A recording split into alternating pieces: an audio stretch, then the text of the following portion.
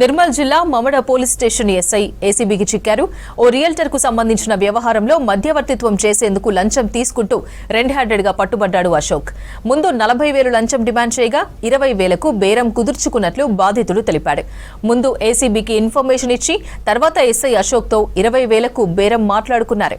Plan ప్రకారమే బాధితుడు SI Ashok కు డబ్బులు ఇస్తుండగా రెడ్ హ్యాండెడ్ గా పట్టుకున్నారు ఏసీబీ అధికారులు. కేసు నమోదు చేసి విచారణ జరుపుతున్నారు అధికారులు.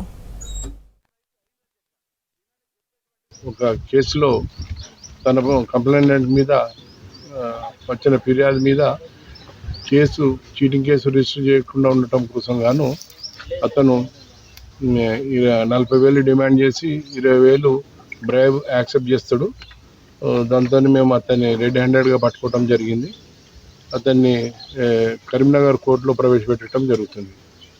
తర్వాత ఎవరైనా కానీ గవర్నమెంట్ పని చేయటం కోసము పైసలు డిమాండ్ చేసినట్టయితే వాళ్ళు న్యాయంగా చట్టపరంగా చేయాల్సిన పనులకు గాను డబ్బులు డిమాండ్ చేసినట్టయితే 1064 కానీ లేదా డిఎస్పీ ఆదిలాబాద్ గారి నంబర్ అంటే 9154388963 నంబర్లో ఫోన్ చేసి మీరు తగిన న్యాయం పొందగలరని చెప్పేసి